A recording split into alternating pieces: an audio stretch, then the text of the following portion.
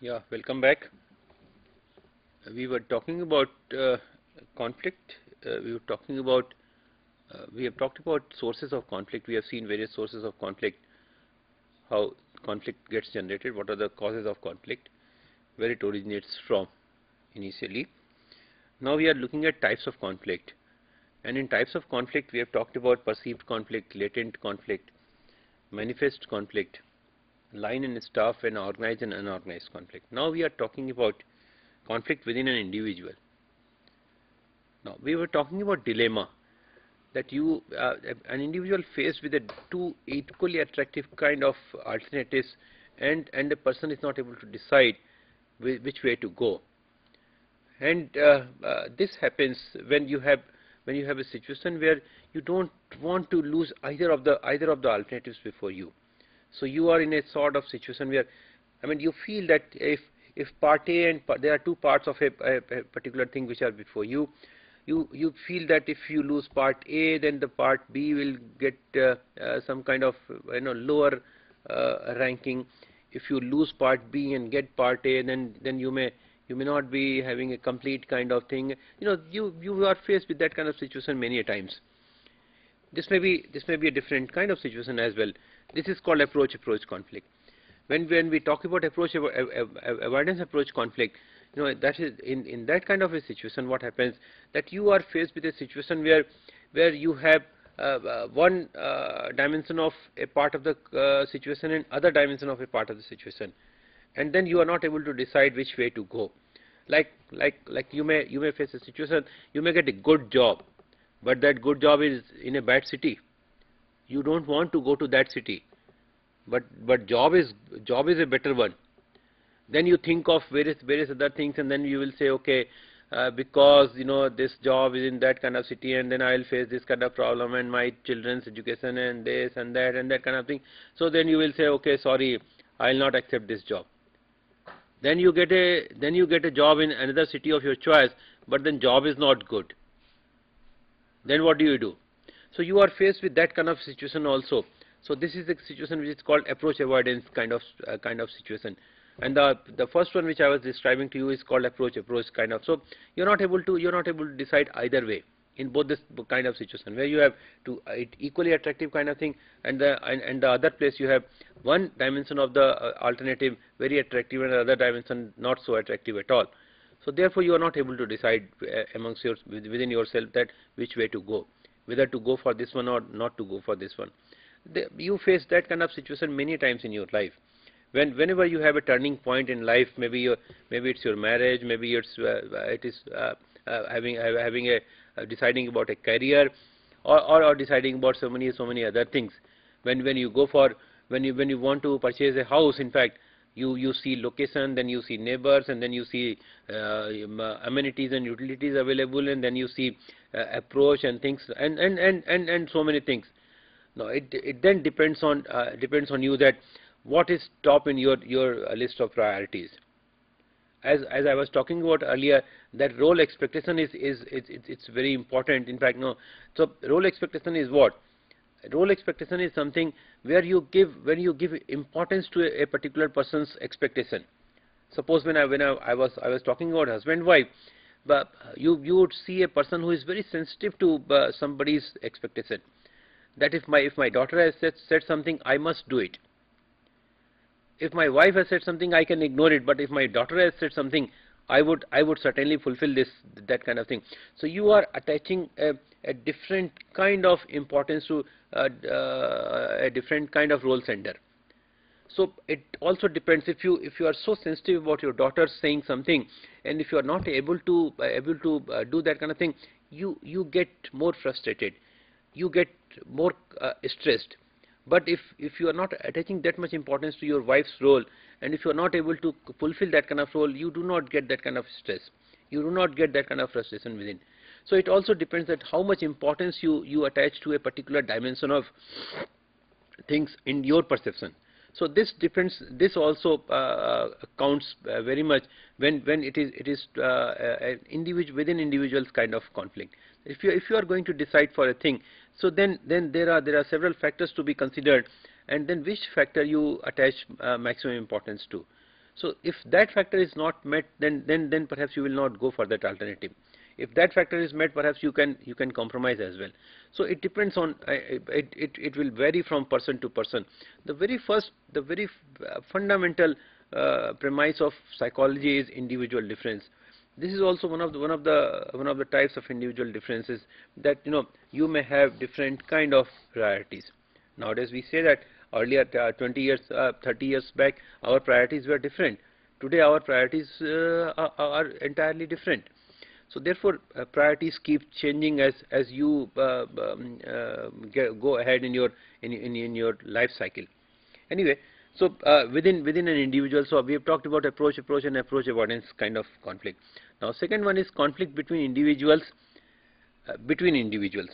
Now this is a very common thing, that two individuals may not agree with each other on many things, and you see it day in and day out, that two individuals, maybe within your family, maybe outside your family, maybe within your group in the organization, or outside in the society, wherever the two individuals may not agree with each other's approach. If you take a very classical kind of example, you see a father and son. A father would like his son to go into a different career path. The son may not like that career path. That can also create some kind of conflict. Or it may be other way around as well. That son wants to pursue something and father doesn't want that to be pursued by the son. Because father may be looking at long term, son is looking at short term, or vice versa, whatever is true. I mean this can also happen. So between two individuals also this happens. Then conflict between an individual and a group. Now why does a person join a group? No, when we talk about group dynamics, these things are explained. That what is that? Why I would look for a joining a group? Because groups do provide us something which otherwise we would not be able to get it, or otherwise we will not be able to entertain that kind of thing. So therefore, because groups provide us, therefore we join a group. Why do we leave a group? Because maybe because we are not able to conform to the norms and values of that particular group. So we test ourselves in that group, we find ourselves misfit, or group finds you misfit, or whatever.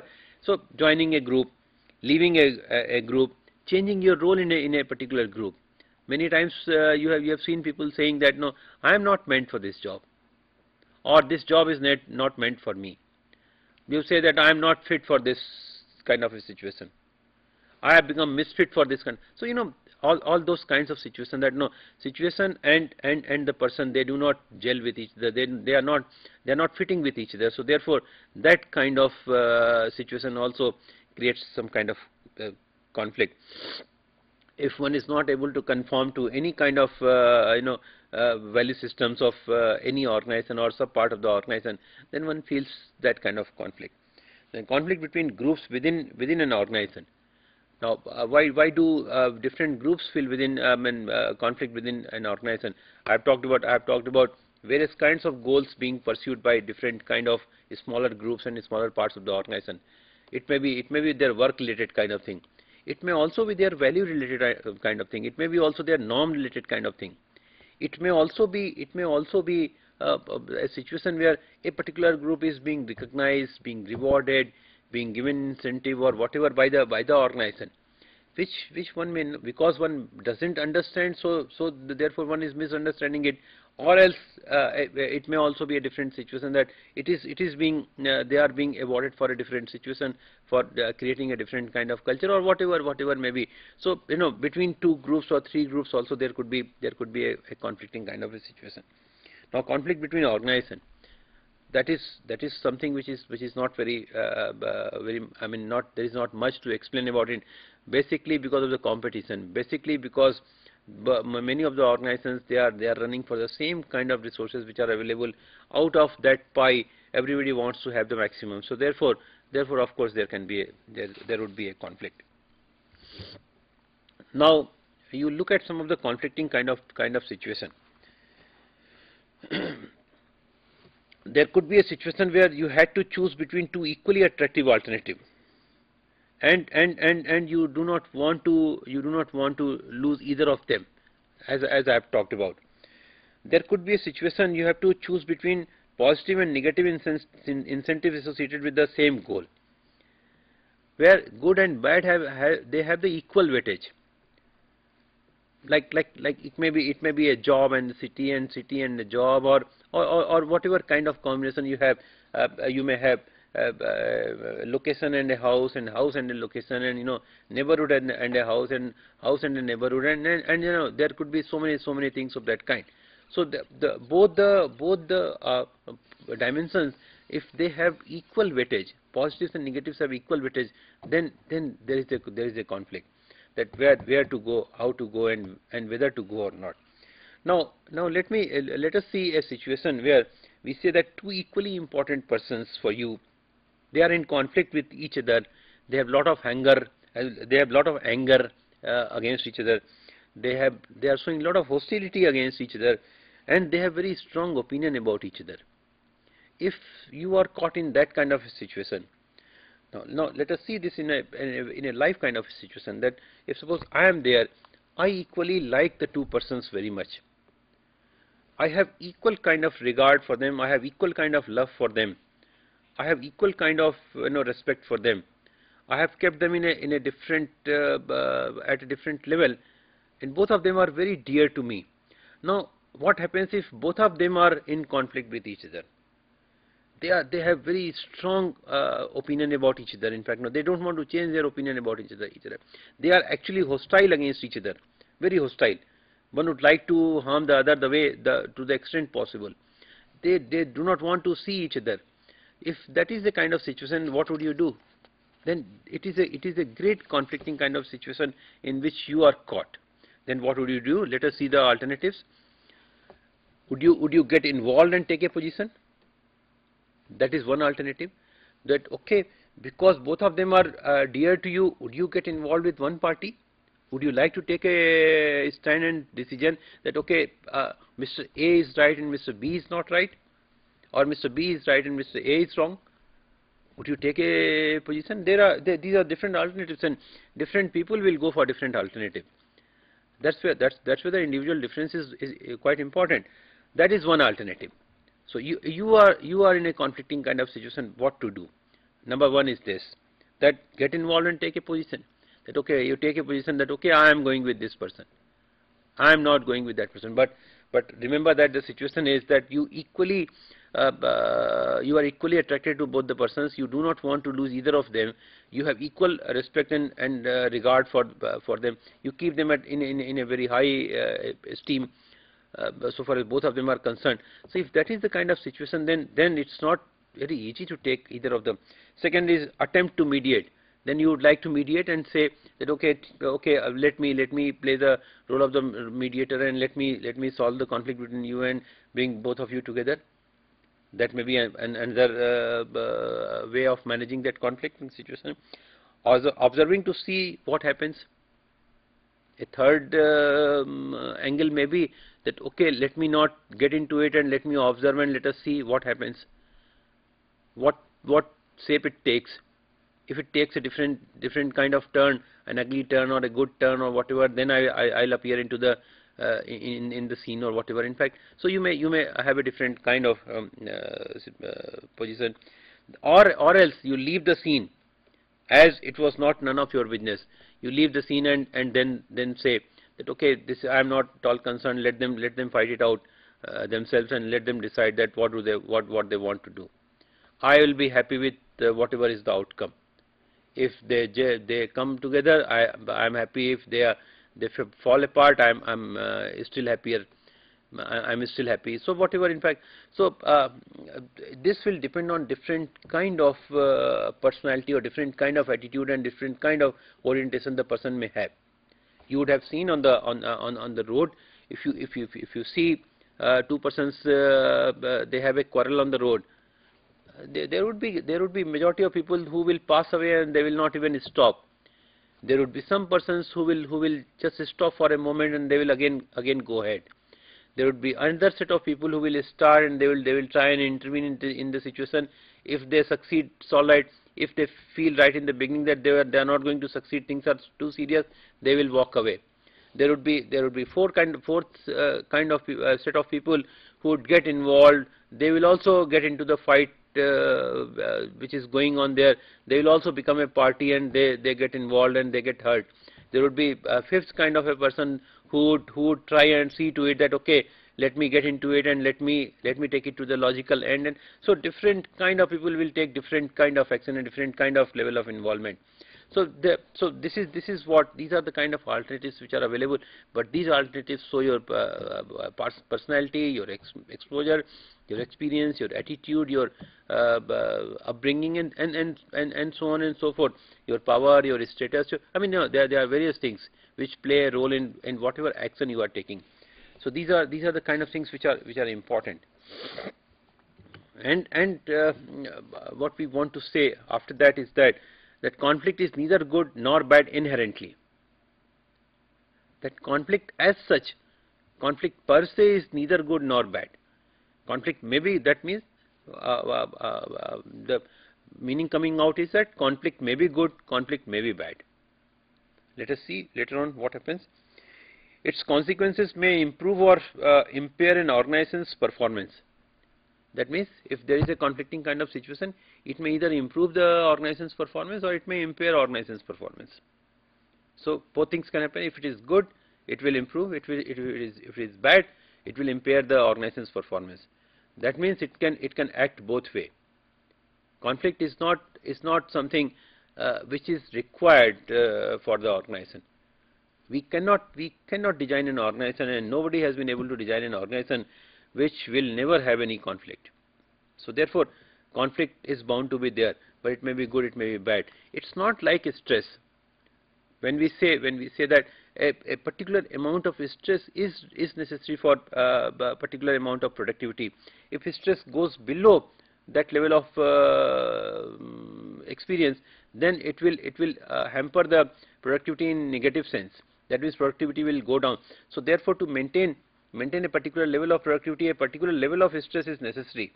That if you feel so easy, if you feel so relaxed that whether you work or you don't, it doesn't really matter, then it's not going to have that kind of productivity. So therefore, a particular level of stress is necessary for maintaining productivity of an organization, which is not true in case of conflict, that a particular level of conflict is necessary to maintain the productivity of an organization.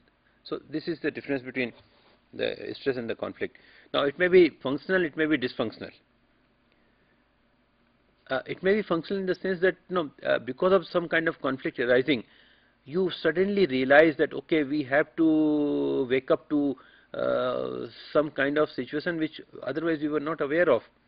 It may be a wake up call for you that, okay, this can also happen, so let us also prepare for this kind of a thing. This happens in public administration, that once you face a different kind of disaster, once you face a different kind of otherwise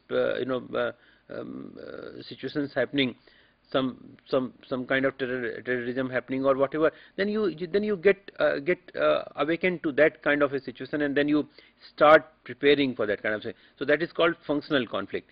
There are conflicts which have a long-term repercussion on the organization, and if a conflict has happened, some kind of division has taken place, some kind of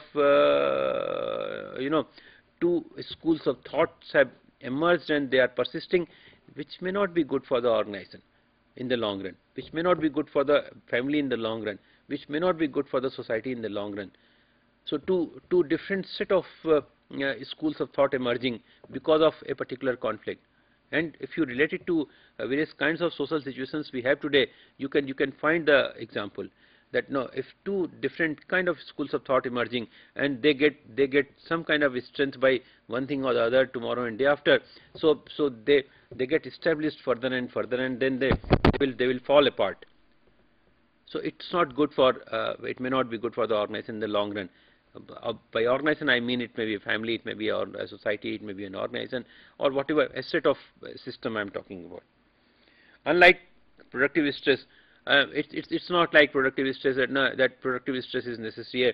A minimum level of stress is necessary for maintaining productivity of an organization. No, the conflict should not be there. In fact, as far as possible, conflict should be avoided.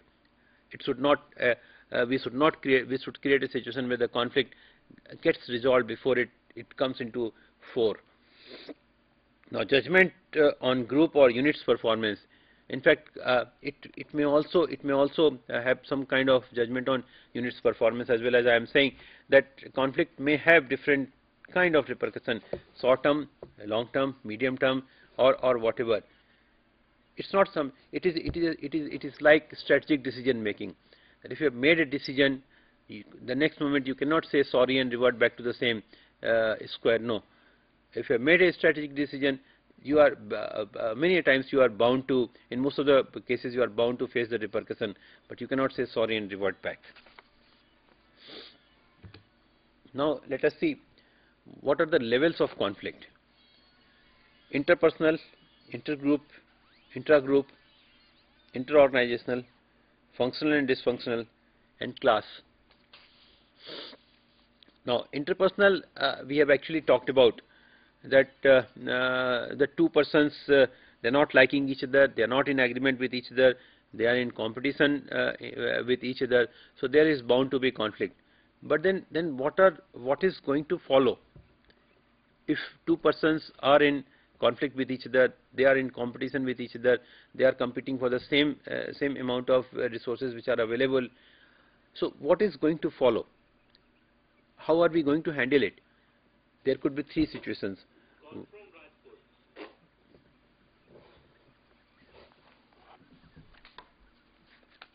Yes. This is Rajkot Regional Center reporting to the studio. Yes. And we have few students of our MS-01. Yeah. And one of the students has raised a valid academic interaction to the resource person. Yeah. I just read the question which was passed on to me as a regional director. How to deal when issue raised in the interest of the work considered as attitude problem? The question number 2. How to handle difference in value and concept? Can you repeat when the question? Supervisor value is self-goal oriented. Can you repeat the questions again? The first question is not clear to me. Yes, sir. I repeat the questions. The question number 1: how to deal when issue raised in the interest of work considered as attitude problem? The question number 2: how to handle difference in value and concept when supervisor value is self-goal oriented? Thank you, sir.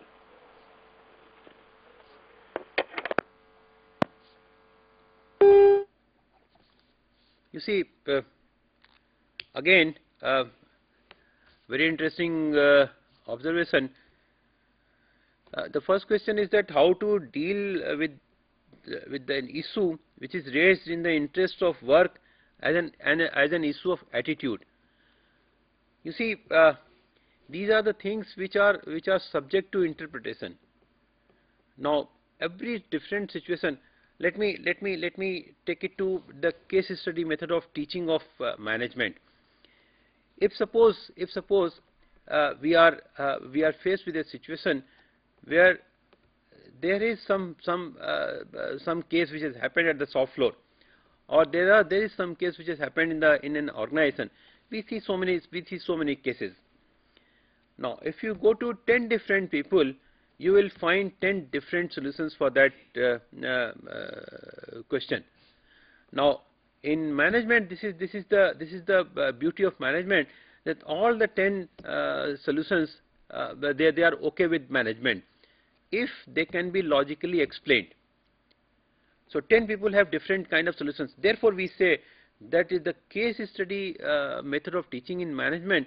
Any case, we also say, and we have also said many times, that no particular case will have a particular model solution. Every case may have, when we examine the copies of the students, and when we have given the case, there are questions. We do not expect similar answer from each and every student. Whatever answer a person has written, if person is able to give some logic for whatever the person is saying, because there are different set of dimensions which are playing, and if you are working in that particular set of dimensions which are working, you are the right kind of people to judge that what will be the right kind of treatment to this kind of a solution. Now this will depend on various kinds of parameters. Now you will have to see what kind of background, what kind of people involved, what kind of situation was created, how the situations were handled, whether what kind of history has gone into that kind of thing, and how the things have been handled in the past, and so on and so forth. And looking at all those things, then you would take a decision. If you transpose the same thing to a medical kind of situation, where two persons with the same kind of, or couple of persons with the same kind of disease come to a doctor, the doctor would not prescribe the same medicine to all those who have the same kind of ailment. Doctor will see that what is the anatomy and what is the physiology, and what is the background and what is the history of that particular patient. If the patient is diabetic, then a different set of prescription would be there. If person is not diabetic and has some kind of hypertension, the set of prescription would be different, and so on and so forth. So all those kinds of things will vary. Of course, so far as this question is concerned, that if the issue is raised in the interest of work, now this is something which is a very subjective thing. That how does management perceive it? How do people who are given that authority to decide that whatever issue is being raised, whether this is in the interest of the work or not? If suppose I suppose that the issue which is raised in the interest of the work, then also it is not mandatory that that issue is to be accepted, or that suggestion is to be accepted, or that is to be said that this is a positive attitude about the issue which is being raised in the interest of the work. People may interpret it the way they want, and people are smart enough to give logic for either it is in for, or either it is not for. You see, if we there's a very classical kind of thing, that if we talk about quality and we talk about quantity. If we talk about quality, then we take the excuse of saying that okay, we do not in any case, if we are not reaching to most of the people, but we should not compromise with the quality. And if you have to give the same logic for quantity for the same thing, then you will say that okay, what if little bit of quality is compromised? We are reaching to so many people. We are making them literate or whatever. So it can happen both the way. The way you want to explain it, it can be explained. Same is the situation here. This question as such cannot be answered unless one has all the details about what is the issue, what is the work interest, and what kind of work we are talking about, and whom we are talking to, at what level we are talking, who is making the suggestion, and so on and so forth. But if it is in the interest of the work, ideally speaking, it should not be a problem of attitude. Many times it is not taken as positive, but if it is raised in the interest of the work, and if one is able to convince that okay, I am saying this in the interest of the work, that should be accepted, and that should be praised, and that should be acknowledged, and that should be recognized, that should be rewarded as well. I mean, but there are various kinds of situations, all kinds of permutation and combinations will be available. It's not at all a particular kind of prescription which can work in each and every situation. But that's where we say that the very basic thing in psychology is the very basic premise of psychology is individual difference. Of course, when it goes at a higher level and higher level, then things will get sorted out. But at this level, at the first level where the things are being handled at, it depends on what kind of people you have, what kind of exposure the person has for the person who is making that issue. Whether the person to whom you are making the issue, he is positively inclined towards you or negatively inclined towards you, or whatever in fact. So these things cannot be answered in a particular way unless you have all the details. And still, if you have all the details, things can be taken in both the ways, and if logics can be given for that. Second question was, as I understood, values and norms I mean, value orientation, you are talking about value orientation. You see, value orientation in the organization, this is something which depends quite a bit on the attitude of the management as such, that what kind of value orientation the management wants to have in the organization. This is, if you transpose this example to your family, that what kind of, that's where reward management system is becomes very important, that what kind of value system you are trying to inculcate in the organization, what kind of value system you are rewarding, what kind of value system is being incentivized, what kind of norms and values are being inculcated in the organization.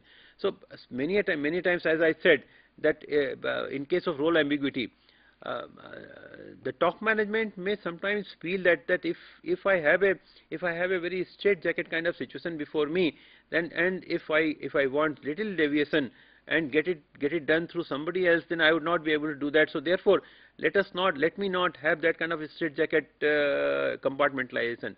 And therefore, deliberately many times I have seen, while working with some other organization, I have seen that people do not want that kind of very clear-cut role delineation. And if that is there, then they would not have that kind of flexibility. They feel, the management feels that this is what they are doing in the interest of the work, but it may be taken otherwise by other people. So if you are, it depends where are you standing. You are standing on this side of the fence or that side of the fence. So your perception and everything will change if you are sitting on one side of the table and if you are sitting when you are sitting on the other side of the table. So I have seen people agitating for something, and when they come to that level of decision making, and when the same issues were raised with the people, they say, now my role has been changed. I have a different cap altogether today. Yes, yesterday I had a different role, so therefore I was saying something else. Today now I have a different role, so therefore I am saying a different thing altogether. Because now this is the excuse they take, that they are being driven by the kind of role given to them. So they see their goal and they see their objectives. They frame their objectives according to the role which has been given to the people. So all kinds of permutation and combinations you will see in management. No case will have a particular kind of model answer for anything. Now we were talking about intergroup conflict. We were talking about interpersonal. So there are three things can happen. It may be a win-win kind of situation, it may be a win-lose kind of a situation, it may be a lose-lose kind of a situation. So three kinds of these are the three ways how the conflict can be handled. That two persons, many times we say that when we go for getting our work done, if that work will get done by paying a particular amount of money, and if we can get a shortcut by paying a little lesser money and we get our work done, then we say, what is the problem? That we are paying lesser money and we are also getting the same thing done. So where is the problem? So we say that this is bribing, for that matter. You bribe and you also get benefited, the other person also gets benefited. You don't see any kind of loss in that. That can be taken as a win-win kind of situation, that okay, you have a win-win kind of situation. But if you see this in a different perspective, a national perspective or other holistic perspective, this may not be correct. But for that, for the time being, you may feel that okay, this is a win-win situation. I have also spent little lesser money, I got my work done. Otherwise, I would have to pay. If you are challaned, and if you are able to get away by paying half of the money which otherwise you would have to pay if the challan was cut, then you feel that okay, I have got it done. It's a win-win situation. He has also got something. I have also got my work done, and it's a win-win situation. But otherwise, it may not be. So it depends that what kind of situation and how you look at it. In fact, it may be win-lose kind of a situation. That one party gains and other party loses. Then it may be lose-lose kind of a situation, that both the parties lose something. So there is a compromise kind of situation. Okay, you compromise something, I compromise something, and let us get together we both said away. Yes.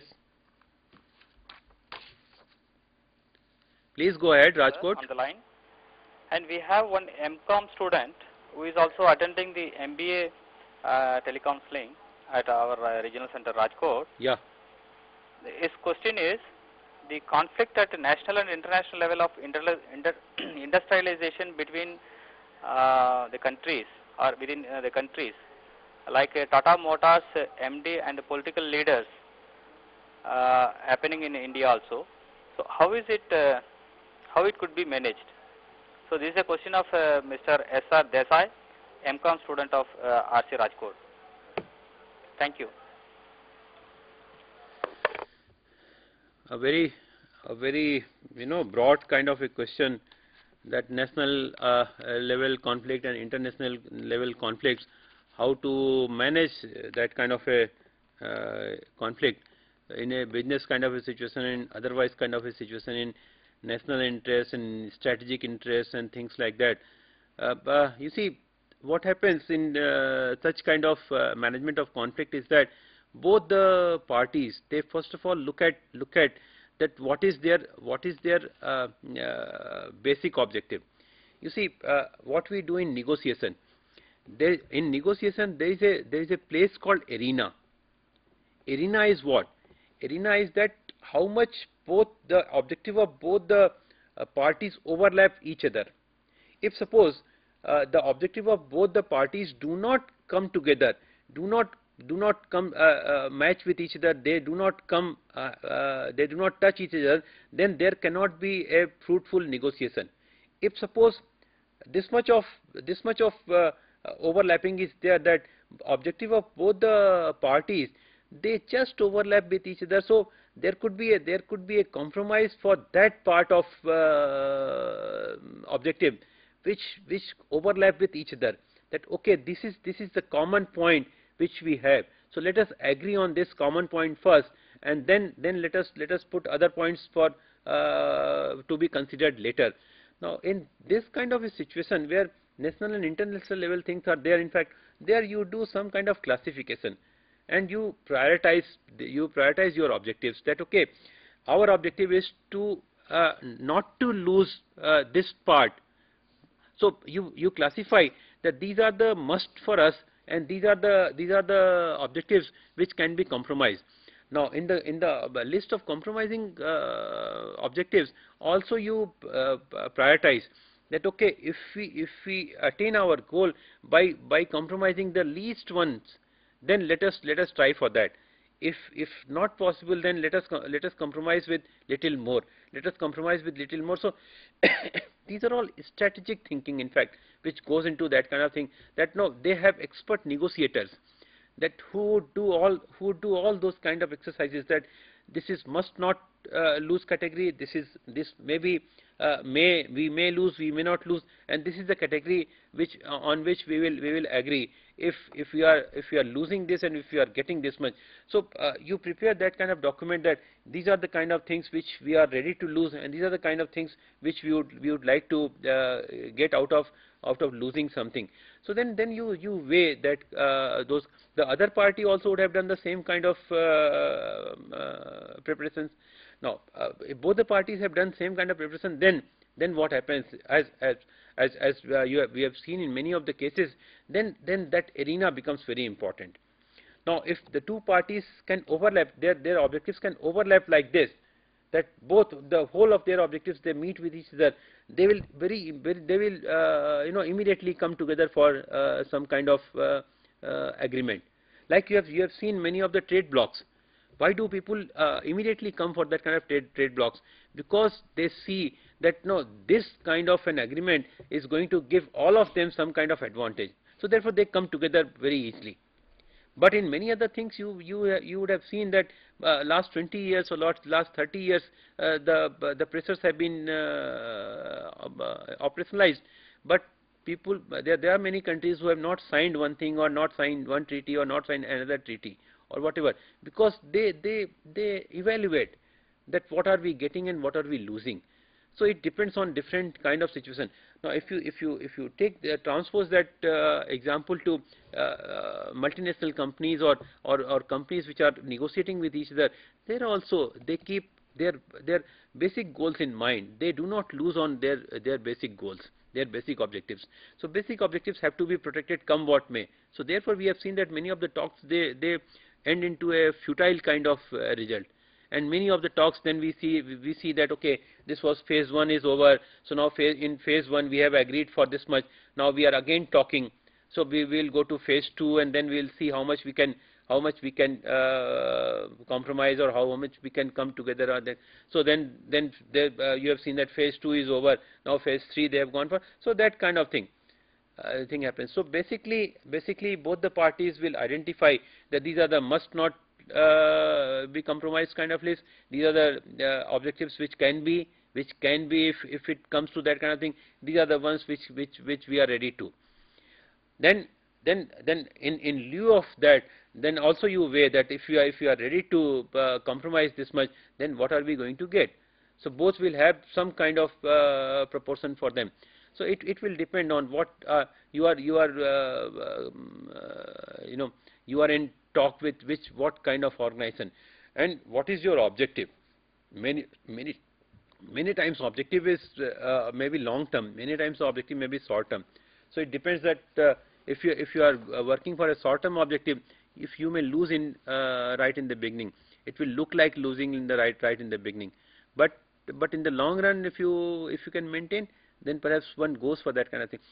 All kinds of combinations will be available and permutations will be available.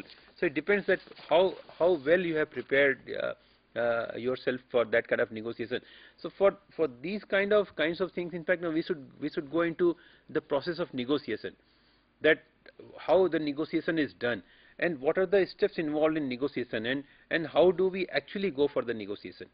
So that part arena becomes very important in negotiation, and if we do not meet at all, our objective is entirely different, the other person's objective is, then it will be a sort of futile talk, and right in the beginning, in the stage 1 or the phase 1 itself, we will understand, and then we will not go for phase 2.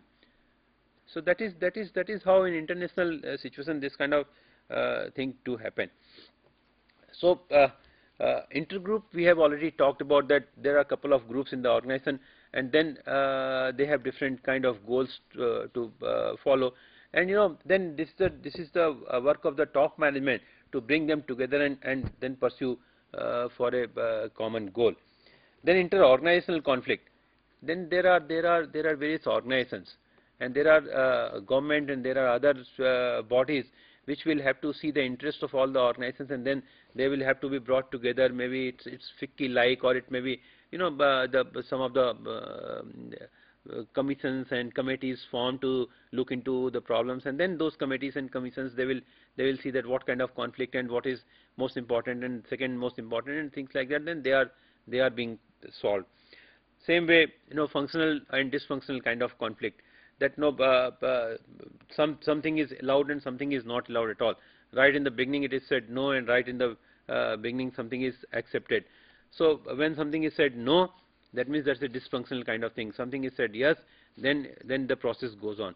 Class conflict is a very, very classical kind of thing, union management kind of situation, and which can be dealt into various other kinds of classes when we come together to discuss conflict. So win-lose, win-win, and lose-lose. These are the three basic things. These are the three basic permutations in which all kinds of conflicts end into. It may be a win-win situation for both, it may be a win-lose situation for both, it may be a lose-lose kind of situation for both. So these are the three basic things that the conflicts end into. Right here we have to end the session, and if there is any other thing, then you can fax the question to us, and we can reply to you through email as well.